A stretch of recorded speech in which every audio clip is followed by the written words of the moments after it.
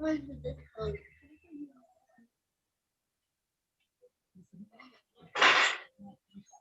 I think JR is ready with the link. I've seen a notification here, and we should be kicking off in a few.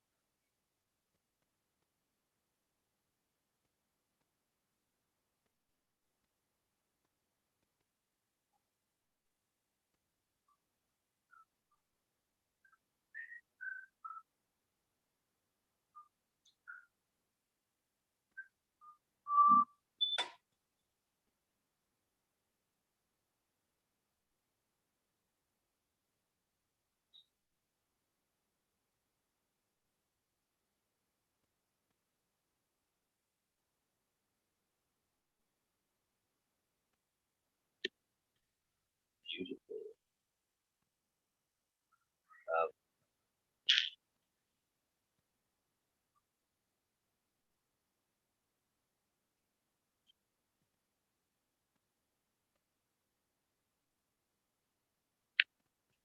Viqart, Yes. we are now live on YouTube. We are now live on YouTube. So, and I've sent a link to all of you on your inboxes, so that should anyone want to join live, they can be able to do that. So I will be in the room as well, but I'll be on monitoring the traffic on YouTube and seeing how things are going as well. Yes. Thank you very much. Thank you. Karibu sana. Karibu sana. Thank you. So I hope you guys are able to see me. Are you? Yes, we can see you. Beautiful, beautiful. So good evening, everybody. Welcome to another episode of Youthful Expressions, and a wonderful evening. Temperatures are, I'll call it moderate today because it has been extremely cold in the last 3-4 days, I think so. And we are very glad to be here again. It's an honor. Welcome to JR Entertainment Group, where we love life, we live life.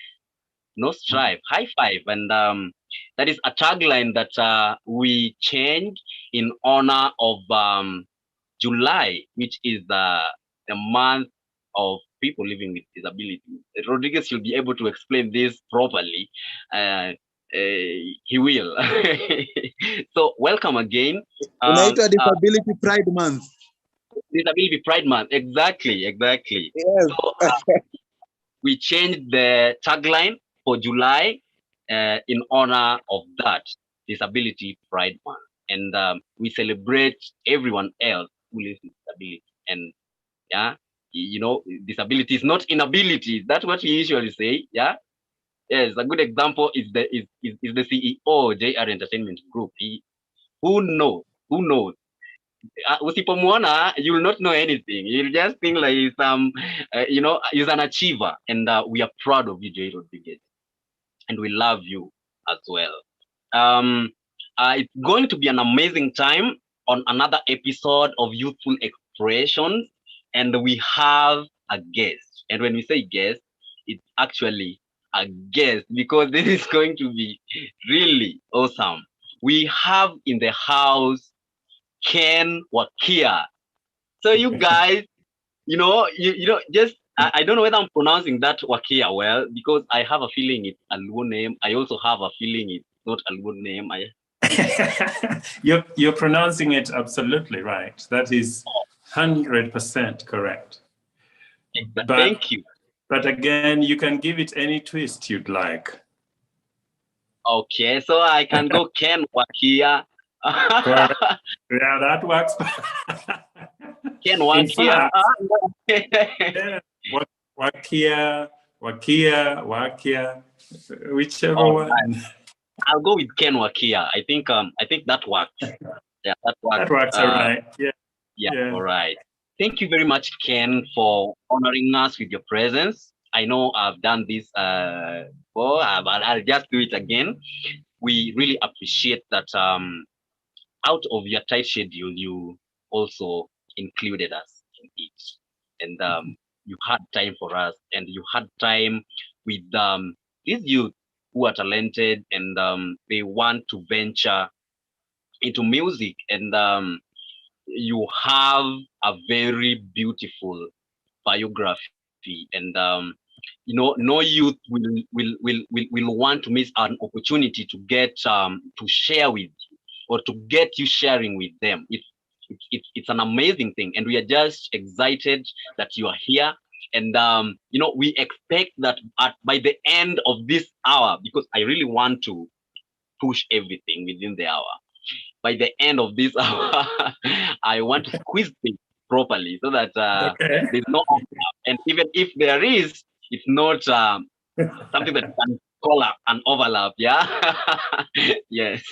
So we hope that by the end of the hour, we are going to be, a change revolutionary youth who actually have another eye for music.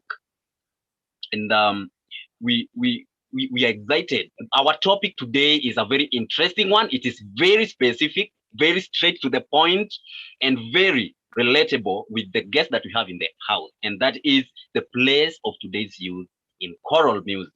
And that is already very interesting. And before we kick right into the discussion, I'll allow you, Ken, to say hi to us, and don't tell us what you do. Just, I just won't tell say you what I do. don't don't you dare. Just tell us who you are, your life outside the biography that almost everyone else is able to see out there on the platform. Just tell us who is Ken. Thank you.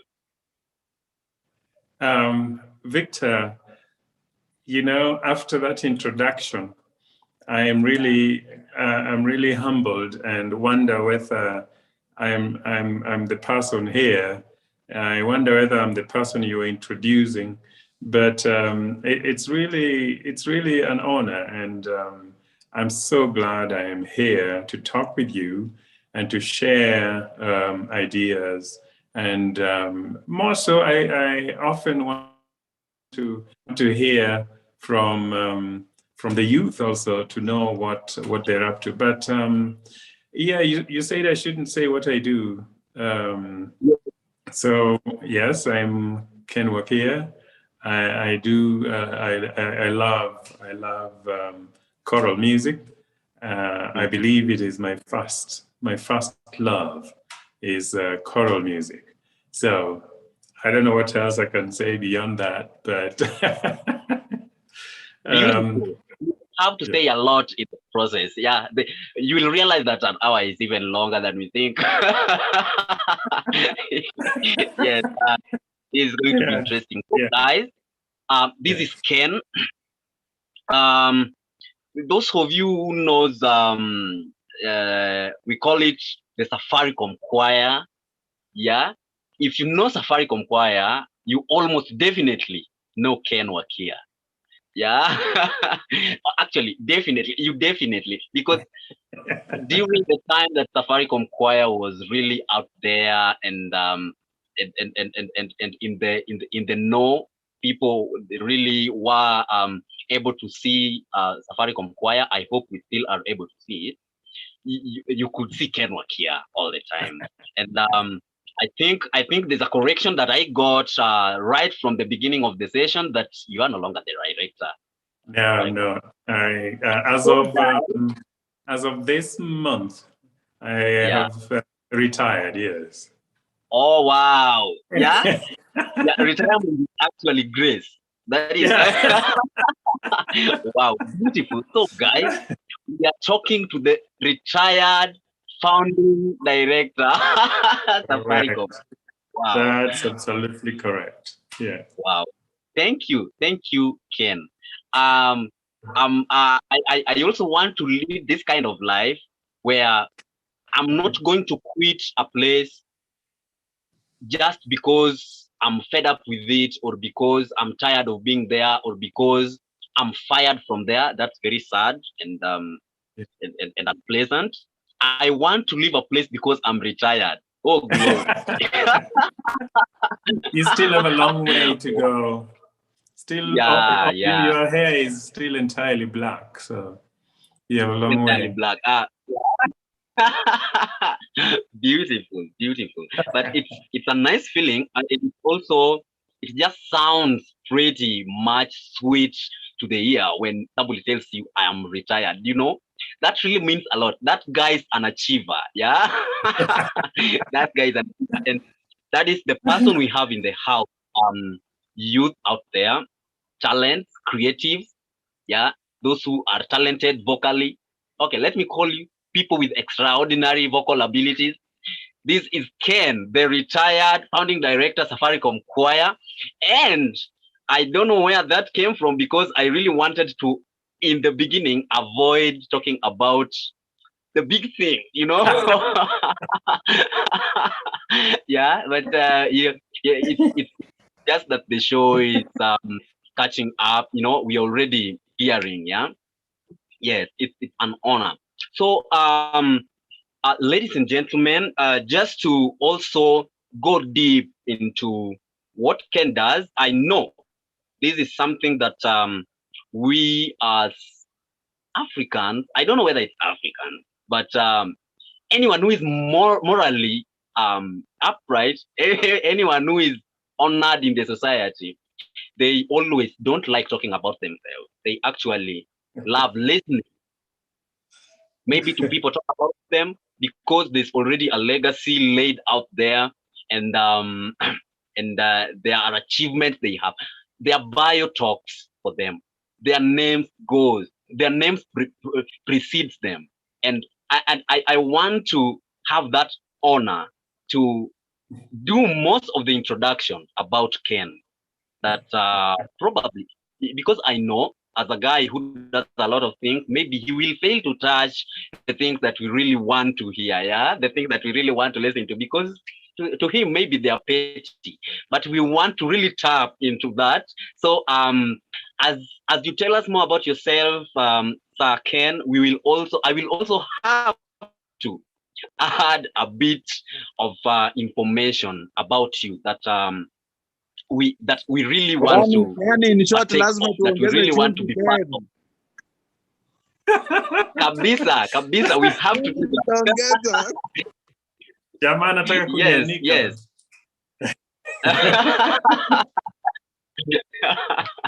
So, ladies and gentlemen, I want to welcome our YouTube audience. I hope I did that in the beginning, but if I didn't, I'm doing it right now. So, welcome our YouTube audience. We love you. We appreciate you. We have in the room Ken Wakia, an honored music personality. Let me call you that. And we are going to have a wonderful time of sharing with him. So just a bit of information about Ken.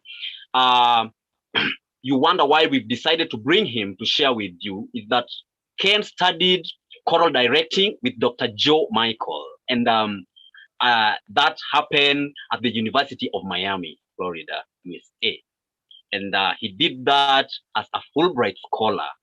And he is also a familiar figure on the Nairobi and international classical music scene as an educator, a singer, and also a conductor. So that is Ken. So we have something that, and this I want you to talk about, Ken. There's something that is in this statement. You studying choral directing. I want you to tell us. I know it's something that maybe happened a long time ago, but is it what you really chose? Is it what we only come from high school and Papa, we want to be engineers because it's lucrative. We want to be doctors and surgeons, yeah. But you of all things, Ken decided to do choral directing at a university. You know, when you tell an African dad, I'm going to do I'm going to do choral directing, he will be like, what is that? Did I bring you up to do such kind of stuff? Son, get alive, get alive. Yeah. So Ken, would you mind sharing with us how this choice, how you ended up being on this choice, just deciding to do choral directing? Thank you very much, Victor. I'm really humbled at your elaborate introduction, and I would like to hire you from now on to do all my introductions. Guys, I got a job. I got a job. Yeah. Victor, you know, I wonder whether you you spoke to any of my relatives before today, because you seem to have said exactly what happened in my life. I did my high school at Musingu High School, and when I finished, I chose to go to the university to study music education. And when I got back home, my dad asked, "You chose what?" I said, "Music education." And at that time, he said, "How can you go to the university to sing? I have never had anyone going to the university to sing. And in any case, after your university, you're not going to make enough money. You should choose to do things like engineering, medicine." So you were right on. But anyway, long story short, we totally disagreed with my dad. And I went on to study music education at the university. And that's where I met some of my most wonderful teachers who became my mentors. And mark you, even in high school, by the way, I started singing in primary school at Mumias Complex Primary School. And I was forced into singing, just for a little background. I was forced into singing by a gentleman who later on became a very good friend of mine. He's called Lamek Litiega. Lamek would come to class and ask you to sing the national anthem, everybody, and then he points at the people he wants in the choir. And that was my biggest nightmare, being in the choir, because I wanted to go and play football. So anyway, after a few back and forths with Lamek, getting the stroke of the cane as well, when I missed choir rehearsal, I later on settled down and said, oh, well, I mean, it's just another 2 years and I will be finished with this nonsense, and I will be going to high school and I will have nothing to do with it. But guess what? I got to high school and the first thing I looked for was the school choir. And from then on, one of my wonderful teachers in high school as well, Mr. Matende Chere, also encouraged me to stay in the choir. And in fact, he was very instrumental in my choice of subjects to take at the university. Matende Chere encouraged me to take music. So I went to the university, Kenyatta University for that matter, to take music education. And, you know, long story short, I was then completely engrossed in the business choral music. After university, I went and taught in high school, and I taught music. I conducted my choirs. And after that, after a few years of teaching at high school, then I applied to go and do choral conducting, and this was by choice. So my doing a master's in choral conducting was by choice. And at that time, I remember when I was going to do that, there was no one yet in the country that had a master's in choral conducting. So and very shortly, we then became about 2 people. And I'm very pleased that at the moment, as we speak, I could probably count maybe up to about, let's see, about 5 people who are now going to be having masters in choral conducting, between 5 and 6. Wow. that sounds sad to me. I don't know. I don't know. Allow me to take you out of context because this is a show that we really use to empower the youth. Most of the time, especially matters education, youth always, more often than not, find themselves leading a fallacy, a fantasy that we don't know. We don't know who instilled in us. We don't know because there there are lucrative opportunities out here. We have Ken Wakia, who is a guy who is just having a master's in choral directing and countrywide. There are only 5 people who can do that. That means if there are opportunities, there are only 5 people who are qualified. But we tend to rush into engineering where there is a dozen of millions of people who do that. And it's because it is what we think is lucrative. It is what we think is right. It is what we think brings in the money. And I don't know whether you mind sharing with us how your life as a choral director has been. Yeah. And Victor, yeah, go ahead. No, go ahead and finish. yeah, and I just wanted you to do a comparison. Just picture your life. Yeah. If in case you are an engineer, you are not a choral director. Can you just try and figure out and share with us what differences you would have noted? Yeah. Yes. Go ahead. Well, yeah. I want to say you should not be sad. First of all, that there are such few what would I say, academically trained choral conductors. Yet at the same time, it is sad. I see where you come from. And what's my life been as a choral director? Absolutely fabulous. I couldn't ask for any other life in music than this, because first of all, the experiences that I have had, the opportunities that I have had.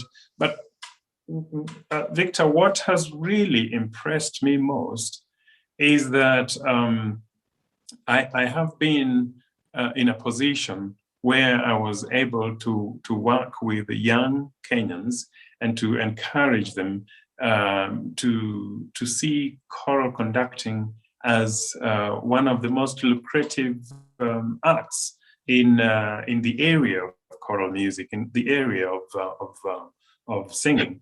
I think that one of the problems, in my opinion, has been to do with attitude. And people, upcoming musicians or choral musicians, have not thought that it is important to get a training. I've had friends actually saying, I mean, I can conduct a choir and I can win at the music festivals. So why should I go and study it? In any case, I can just beat 1, 2, 3, 4, 1, 2, 3. And in many cases, you will also just see a choir conductor doing that,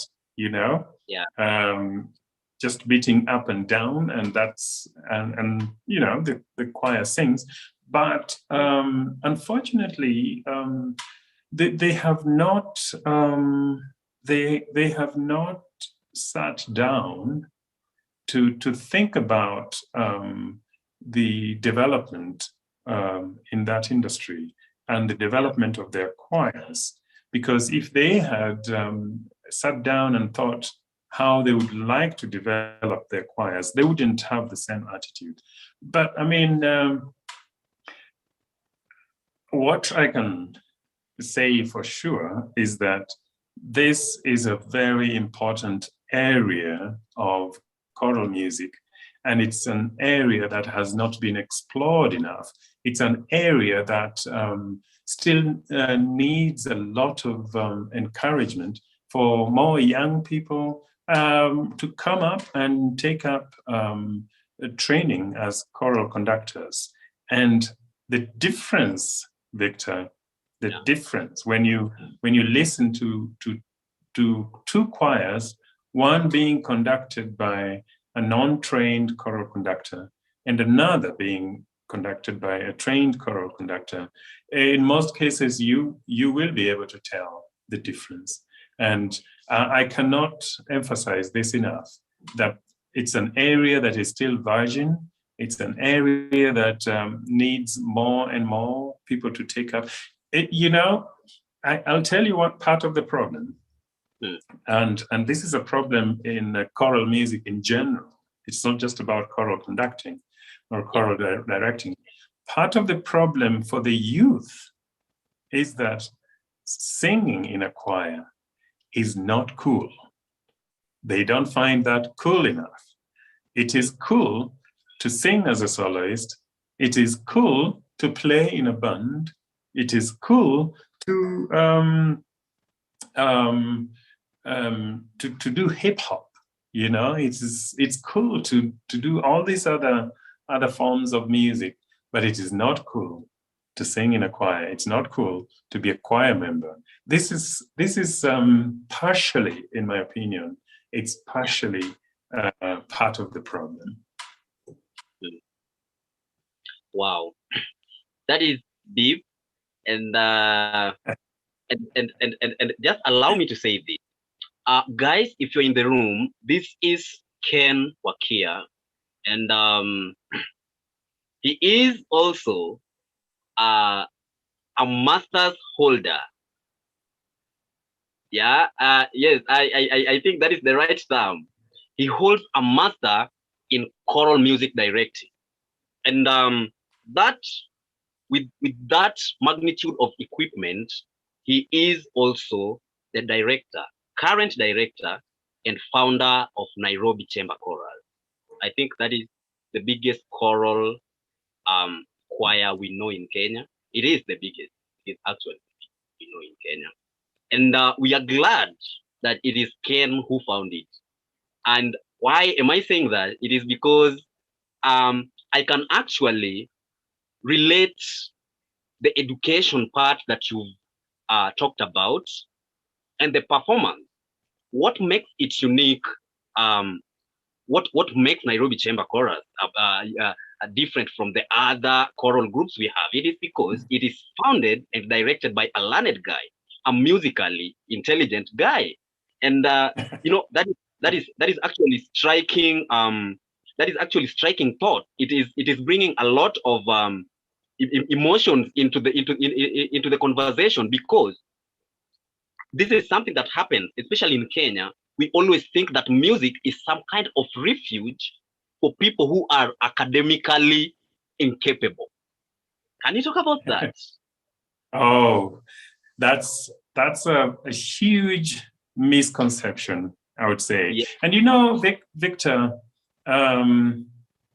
if you think about it, music, there's a lot of research out there that can relate to the importance of music in the society. And there's also a lot of research that can relate to the importance, particularly of choral music in the society. And it's interesting that what you're saying is actually an accurate perspective. Yet, I think it is a misconception, because music, in fact, a lot of academically endowed people will always have a part of them that appreciates music. I mean, if you think about it, who in the world does not appreciate music, regardless of the genre of music, whatever type of music? Literally, I think everyone appreciates music. And I can go back to tell you that the nature of African music is really choral. African music as such is really choral. because we are born and we are often part of a choir of sorts. Even if we, you know, I mean, there's the whole thing about Africans always singing, but you know, if you think about it, our music is always choral, and everyone, in my opinion, everyone actually can sing. Everyone can sing. So music is not. I would say it could be. It cannot be said to be a reserve of people who are academically less less endowed, and we can actually go deeper into that conversation about why the misconception, because I think the misconception is actually brought by our education system, which has been largely focusing on examinations, and that in fact it became a stereotype that if you are, in fact it's not only music, if you are in football, if you are in the choir, if you are in hockey or all these activities, then you are not going to perform well in academics. But these are misconceptions that have been entrenched by our academic system, which puts way too much emphasis on examination. And in fact, that's actually a separate conversation that you could have with academicians on the disparities in our academic system. So let me leave it there. That could not be farther from the truth, that music should be a reserve of people who are not academically endowed. Yes, beautiful. I think that is actually at least illuminating some hope in people who think that they will be wasting time studying music. Yeah, if you are passionate, myself, I'm very passionate about music, and I will study. Yeah, if there's a PhD in choral directing, I wouldn't mind having that. I wouldn't mind. So there is, for your information, there is. Beautiful. There is. Yes, we just need to have that information conveyed out there that spending time trying to be informed about music is actually not a waste of time. Yeah, looks like you want Victor, to add something. Let me just add one. Let me just add one other thing, which is probably something we don't think of much. But I can tell you this: if we are looking to be moving towards a civilized nation, civilized continent, civilized world, I think it's important that we embrace some of these things like music. In fact, if you can go back into history, music has always played a huge part in civilized nations. And if we do not embrace music, civilization could still be a very long way away for us. I still remember there's one statement that has always rung in my mind.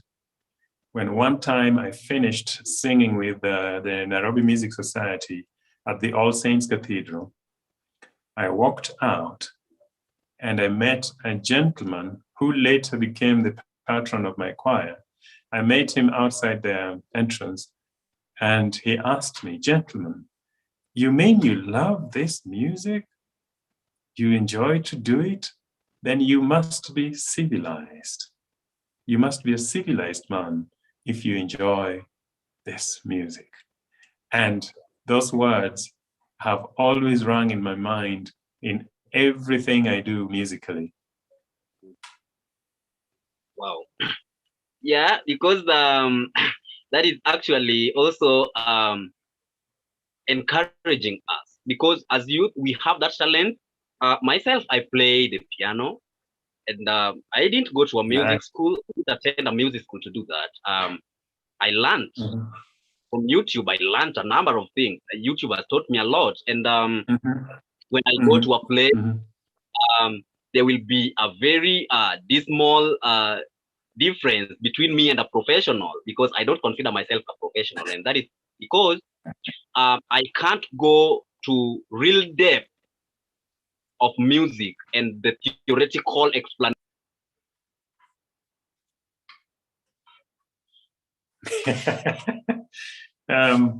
I can't hear you, Victor. You're muted now. You're muted now. I can't hear you. Victor, turn on your There you go. microphone. There we go.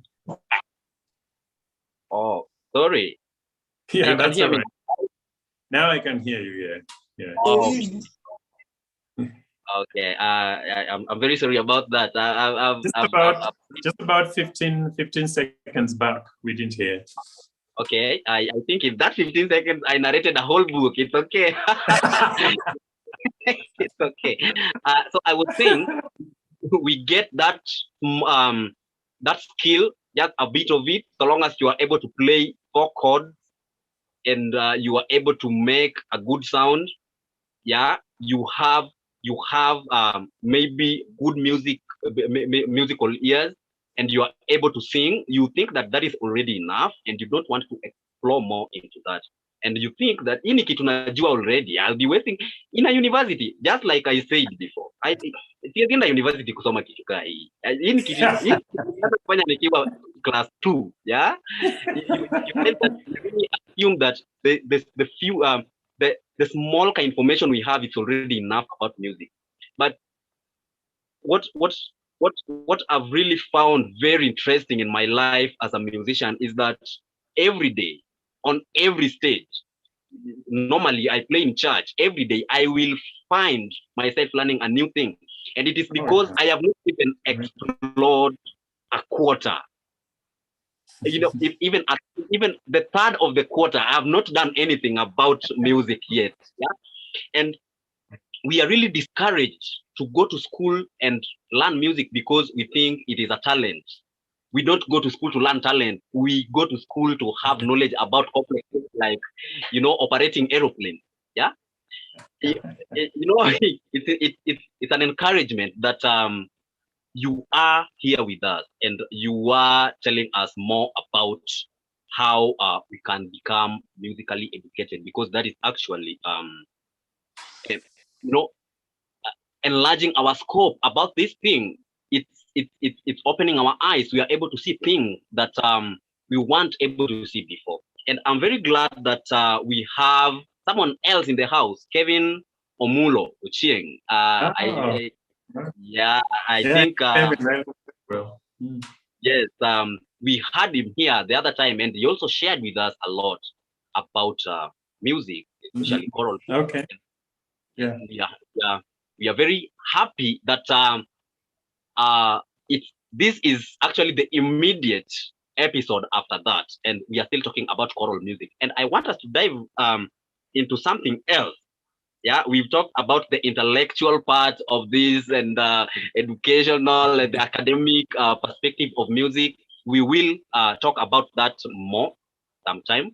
But right now, I want to ask you, as as a choral director, before I ask a few questions that are in the chat box.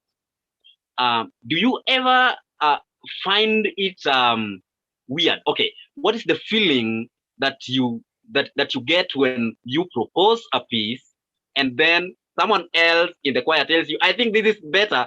Let's do this for this, so that yeah, so that I think this is better than this." Do you what feeling do you get? Well, first of all, Victor, there is a saying that goes, choir directors or music directors are the best dictators in the world.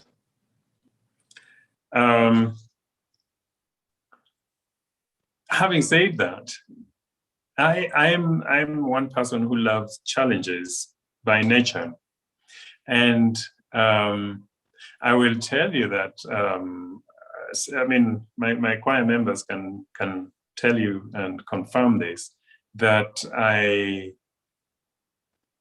enjoy a good challenge, and I have had my choir members tell me that. There's some who have actually also told me before that, you know, that program was not very good. This time we didn't hack it very much. And I honestly love when my singers tell me that. So I personally have always felt that, as you were saying before, education never stops. For me, education never stops. And I love learning from my singers. And I might not give them the answer they expect from me at the moment when they tell me that. But I can tell you that 100% of the time, I go back home and think about that. I often, and actually also some of my singers will tell you that I have often introduced a lot of songs, and not all songs that I introduced ever found their way onto the stage. So as a choral director or as a music director of any sort, sometimes you do put out repertoire out there for your choirs to hear how it sounds, or just simply to make them learn something. It doesn't mean that you want to take this on all the way to a performance stage. I love to introduce songs to hear how my choir sounds in those songs. And a lot of times there are songs that even I personally chose, but once the choir started singing it, I was like, this one does not work. And they never saw that piece again in the next rehearsals ever. But there are also moments when some of my choir members have told me that program it's too slow. I'm well known for slow music. That's a totally different conversation we can have. But to answer your question in short, I often don't feel any bad when my singers tell me that I have a better song. That, however, does not mean I will always take their suggestion. In fact, this is the other secret about choral music, that as a director, you need to understand your choir better than the singers. Because remember, the singers are in the choir and they are in amongst each other. Yeah. And for you as a director, you're in front of them. And so what you hear as the director is not what they hear as singers. So they might have in mind this piece that they had another choir perform and it sounded great. And this happens a lot, by the way. Even choral directors, we hear another choir sing wonderfully and we think, oh, wow, I want that song. I want that piece. And then you take that piece, introduce it to your choir, and they sound nothing like the choir you had before. So as a choir director, you need to have a very, very good understanding of your choir's abilities and inabilities, but it also just your choir's vocal ability in whichever song you choose to do. Beautiful. I'm asking you that because I understand that choral choir is also having evolution, right? Yeah, and yeah, the way we do it right now is not how it used to be done.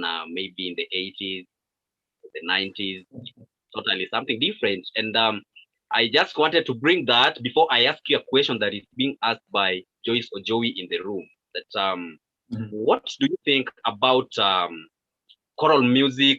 Um, a fusion between choral music and other music genres. Yeah. Mhm. What do you think Oh, about that? It's I think it's very important. First of all, to fuse the various genres of music, and this happens all the time, by the way. For example, I don't know if you've had. I mean, not if you've. I'm sure you've had.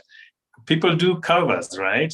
People do yeah, covers, but also there's a huge industry of composers taking pop music and arranging them for choir. yeah, And there's also the other way around. I mean, pop musicians will take choir music and arrange it for their bands. I mean, a lot of popular music you can hear around nowadays. You will hear it in the bar, and then you will also hear it in the choir the next time you are visiting a choir. Songs like, I mean, let's take an example of Kenya. Harambe, harambe, tuimbe pamoja. Harambe, harambe. You know, that's a song that we always had with the bands playing, right?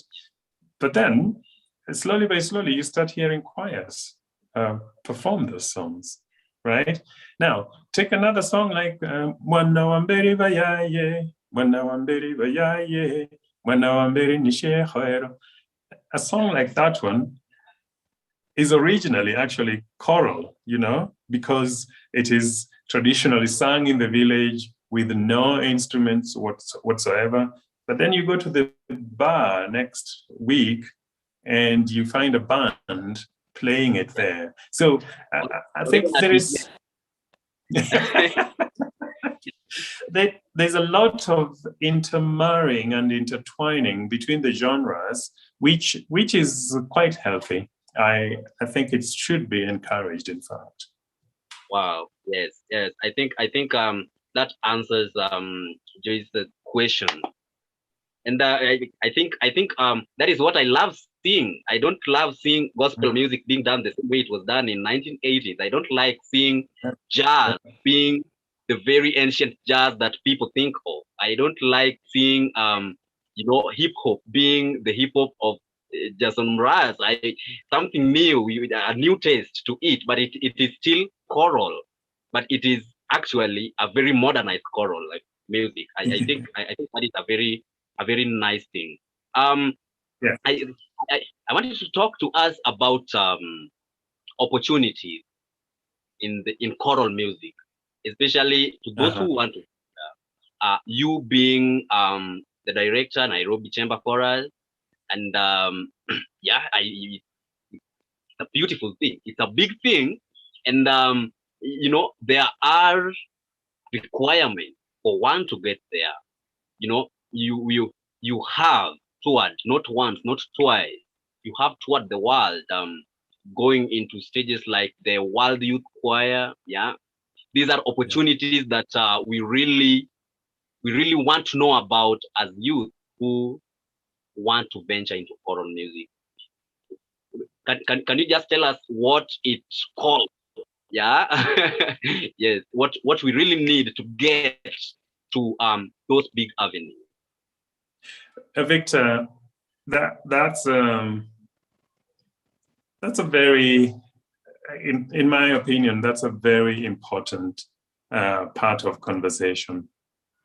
And I can tell you that opportunities are there. Opportunities are there. And my my attitude about opportunities is, first of all, you should not wait for an opportunity to find you in your bedroom, because it will not. It will not. You should not wait for an opportunity to find you in your bedroom. It won't. It will not. Yeah. It will not. You need to go out and find opportunities. And if you don't find opportunities out there, you need to create those opportunities. Because I will tell you that I had very interesting conversations with my singers when I started the Nairobi Chamber Chorus. As you were saying before, not only did some of my singers tell me that the song they have is better than what we're singing, but some also told me that why are we not traveling like other choirs? You know, when we started, after our first year, we thought we sounded very good. And so my singers started saying, why don't we get opportunities to travel like the other choirs do travel? And I told them, well, I actually don't think you sound good enough for a tour yet. And what does this guy mean? Because every concert we perform, people come to us and tell us, you guys are really great, you know what? But Victor, by the time I was forming my choir, Nairobi Chamber Chorus, I had toured around the world quite a lot. And so I really knew exactly what it is like out there. But above all, I told my choir that the day we will have toured Kenya enough, then we can tour abroad. Wow. Because in my opinion, opportunity does not mean abroad. Yeah. It does not mean outside of Kenya. There are so many opportunities here in this country that we should tap on. And there are also Kenyans who really are looking for a good opportunity to listen to a good choir. Kenyans love music. In any case, Africans are nearly all musicians, I would say. And we all start by singing back in the village, you know. Yeah. We all start by singing in our churches. Yeah, in lower primary, every child is a musician. Exactly.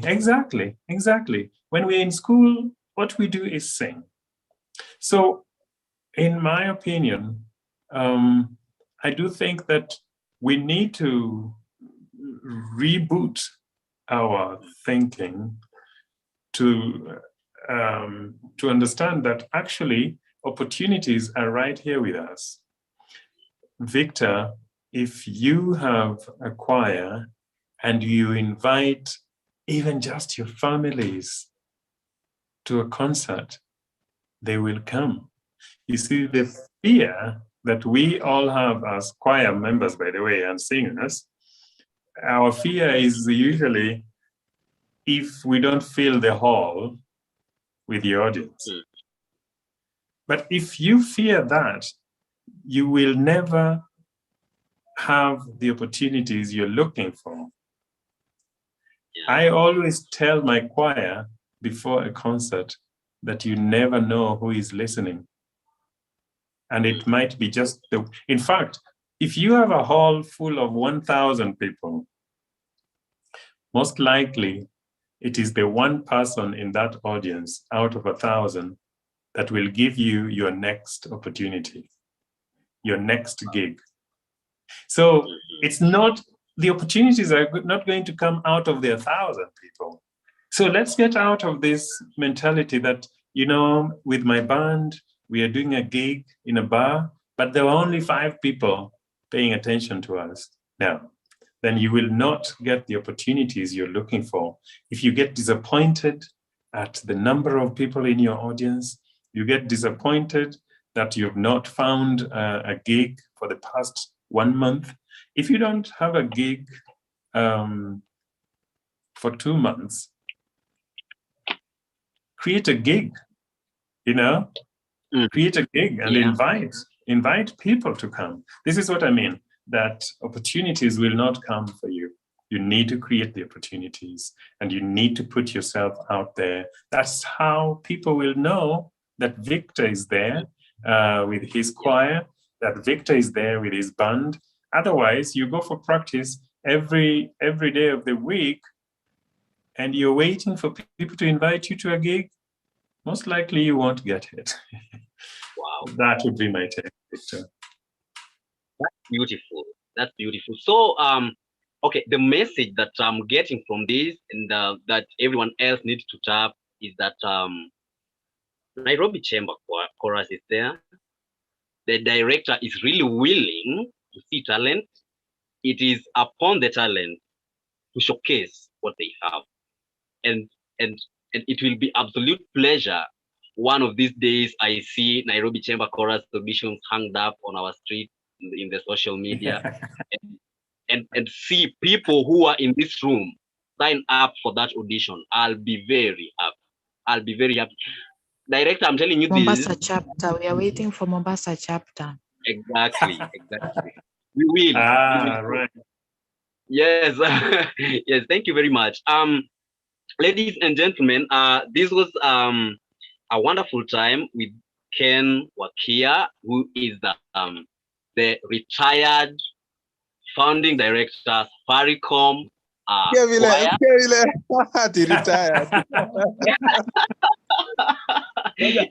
Yeah. That is what we call him today, the retired founding director. Victor, let me. I have a question I want to ask Ken. Ken. Yeah, Rodriguez.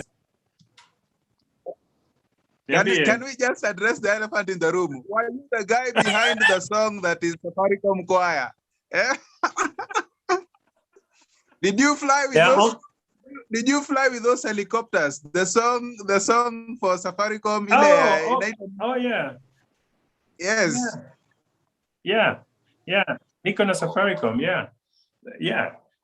Were you the guy behind the song?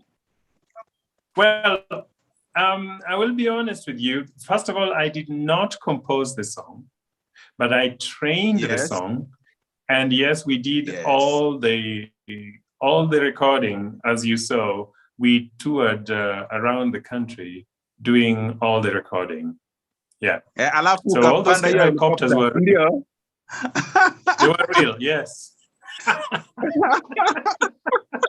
They were real, that's for sure. They were real. Yeah. So another I know Victor wants to end the show because it's 8, but another quick question, Ken. For you with regards to choral music and the youth, when you founded Nairobi Chamber Chorus, what was the vision behind it and was it achieved? And do you think the youth of today, have what it takes? Because you see Joyce Ojo is here, she's talking about, the coming of Mombasa chapter of Nairobi Chamber Chorus, and Victor is here, he's a singer as well. And let me see. By the way, Monica Obuya is joining us from Qatar, by the way, Ken. Wow. Yeah, so Yes, thanks for that question, Rodriguez. First of all, I would like to see Victor in our next auditions, which are coming soon, and anyone else that is interested. I started Nairobi Chamber Chorus to give young people an opportunity to make choral music at the highest professional level that they could. And I wanted young Kenyan singers or those interested in choir music to come into Nairobi Chamber Chorus and experience a very high level choral performance. And has this been achieved? Absolutely. I believe it has been achieved because some of the people that have gone through Nairobi Chamber Chorus are today themselves wonderful musicians around the world, not just in Kenya. I mean, you mentioned that Calvin was in the room, and he's one of the people I'm really, really proud of, because Calvin, as you know, has already gone on to audition for the World Youth Choir, and he got in and toured with them in Hungary and the neighboring Balkan states. We also have some who have gone on to train at very high levels of singing. I will just mention someone like J.RODRIGUEZ, who is now doing professional opera singing in Germany. Zach joined the Nairobi Chamber Chorus as a young man, a young singer, and he then went on to train. He also went on to the World Youth Choir, by the way. He went and attended the World Youth Choir session in China, and Zach has now gone on to study professional opera singing, and we are very proud of him as the Nairobi Chamber Chorus. Somebody like Stella Mbogwa, who through Nairobi Chamber Chorus went on to even study also choral conducting. She's the other person I was counting as a trained choral conductor. So in my opinion, the mission and vision of Nairobi Chamber Chorus is already being achieved in so many ways, because we are seeing young Kenyan musicians getting opportunities to develop their passion, to develop their industry at higher levels, having gotten the basis from the Nairobi Chamber Chorus. So I'm very humbled in that way that we are having a platform where young people can come in and develop their career in music to a higher level. Wow. Yeah. We really appreciate that you actually, took the initiative to bring this to us and put it out there for us to build ourselves with. And with that, there are a dozen of success stories from it. And Thank you. we are also very proud of you. We are also very proud that this is being done by a Kenyan. That is something that we have inside. We Kenya mwenzetu, we love that. Yeah, we love that. Yeah. Thank you. Thank you very much. Yeah. Yes, you've helped a number of people tour the world through music. This is not something that is really common. It's not, because how many Kenyan musicians tour the world?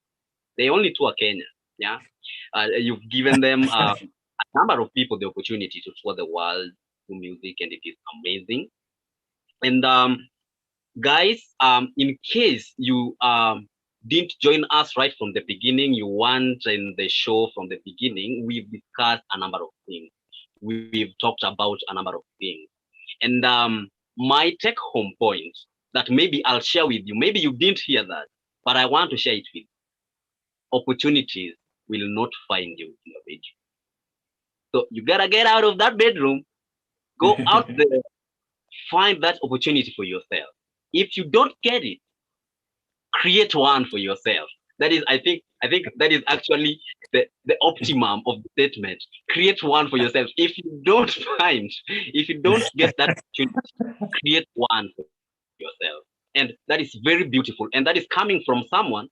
I know you didn't create Nairobi Chamber Chorus because you didn't find an opportunity, but you are concerned about that the guy who is not going to find the opportunity, because this is something that we didn't talk about. Maybe we will get a chance to talk about it again, how choral music has been embraced locally in Kenya and even Africa at large. I think I can just to answer that in 30 seconds. It's incredibly impressive, the development that has been in choral music.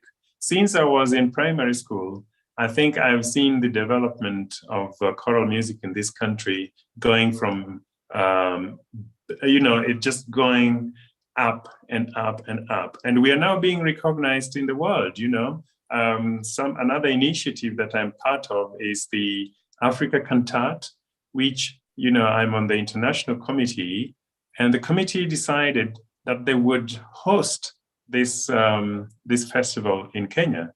If for those of you who saw last year, we had the virtual version, but then the in-person version of the Africa Cantat is coming in 2023 to Nairobi. And the reason that the international committee has chosen Kenya to host the first ever Africa Cantat Festival is because they appreciate the development, the high standards of choral music in this country. And I cannot emphasize this enough, that I think our choirs and our choir directors around this country are doing a tremendous job that is being recognized by choral music people around the world. Wow, that is just beautiful. It's opportunities after opportunities, and you never know from the concert, something big can just develop from that. So this is Ken. Sasa mimi ningekuwa nyinyi ningeambia Ken atupatie invite. Wapi? Joyce or Joey? This is type hapo. Mimi wasichelewe, nisha type hapo.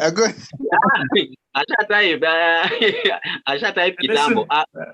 Victor, yes, you're all definitely invited to the Africa Cantat. Send me a WhatsApp message or an email, and I will tell you more about how you can be part of the Africa Cantat. I will actually get in touch with you about other many things that we've not talked about please. here. Yes, please. So guys, this is Ken Wakia here, telling you that you see that fear, that idea that you have, and you are trying to suppress it because you think that there is no market in music, and so you think you're not going to waste time in the universities trying to study music, is here as a testimony, telling you that there are actually opportunities waiting for you out there. Pursue, win, go win it.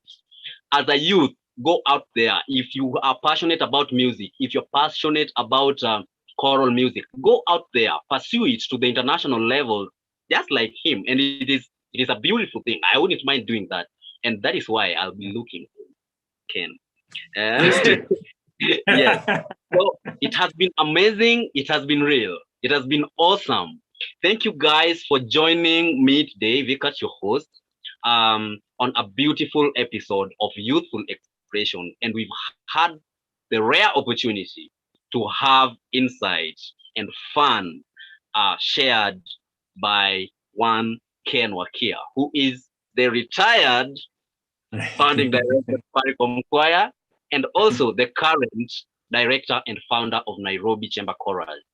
He does a number of other many things that we didn't talk about. And I don't know, Ken, whether you can just share with us your social media handles. Most of guys don't really like doing that because they are not out there in the social media. But I don't know whether you mind.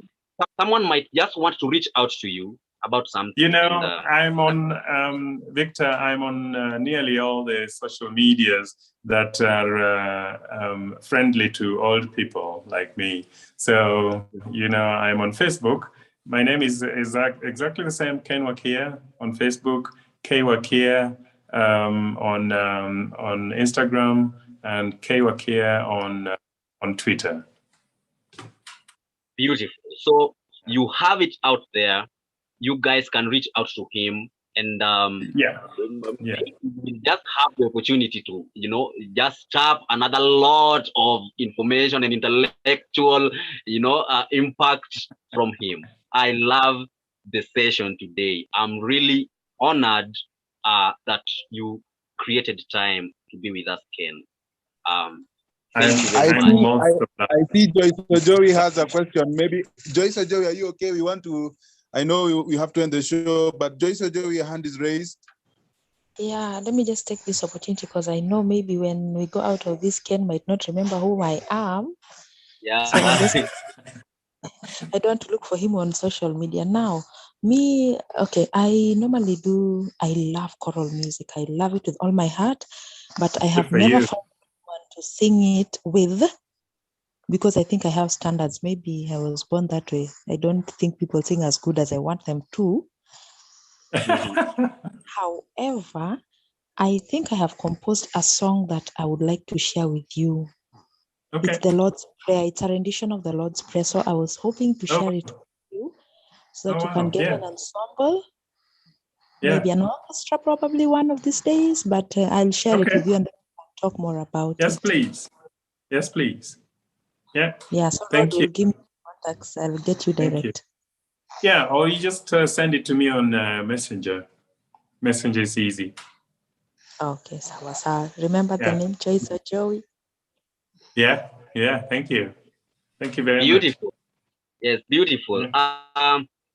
We have J.RODRIGUEZ in the house. Maybe you want to say something before we end the show? JR? Yeah. Oh, it was me. I thought you said Omulo. Anyway. No. I mean, can you guys hear me? You guys can hear me, yeah? Yes, very clearly. My network is terrible today, but I hope you can hear me. Can you hear me, Victor? Yes, I can hear you, Rod. Oh, so can hear you. Oh, thank God. Thank God. And then we can't hear you now. It's gone. Can you hear me now? Can you hear me now? Yes, we can. Oh, sorry. So yeah, my network today is terrible, but Ken, thank you for coming. Thank you for being humble.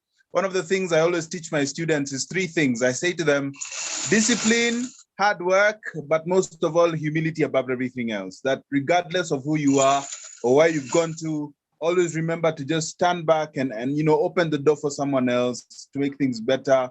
And that's who we are in J.RODRIGUEZ Entertainment. But when we're not celebrating Disability Pride Month, we usually say, share the love and spread the joy. That's basically our logo. That's basically our tagline for the company. And it's been amazing to have you over. I'm so sorry we couldn't. I wanted us to extend the conversation a bit, but I guess we'll invite you some other time to now talk about Fulbright, because people don't know the secret of Fulbright, and we want to know. If you're like me, you have applied for that thing 10 times, 16 times. Yeah, so. Well, we have living proof. Yes. Sure, thank you, Victor. Thank you, Victor. Oh, that's Rodriguez. Thank you very much. Well, first of all, the pleasure is mine. I really am humbled that you thought about me to come on to your show. Please do rest assured, I will do this in a heartbeat. If I have time, I'm very happy to come back whenever you want. So feel free to invite me. But in short, ladies and gentlemen, Fulbright changed my life. Fulbright changed my life. And I think I have something here. I don't know if from your end it says. Yes. But it's probably coming from the other side for you. But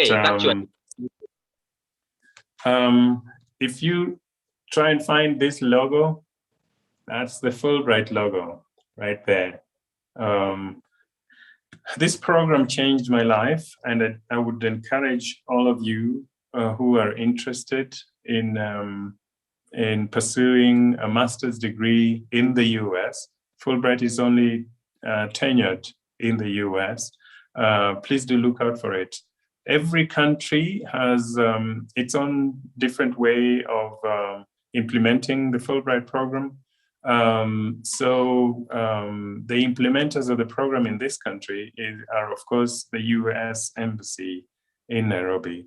And I do encourage you to go onto their website, and you will probably see a drop down that says exchanges, and go in there and you'll read more about Fulbright. But you can also just go into Google and find out more. I believe if you checked the US Embassy, I think, Facebook page today or yesterday, they probably posted another advert for another type of Fulbright, which is for English teachers. So please feel free to go onto the US Embassy Facebook page and look out for that post on. There are different types of Fulbright programs. And I think the one they've posted at the moment is for English teachers. Please do check that out.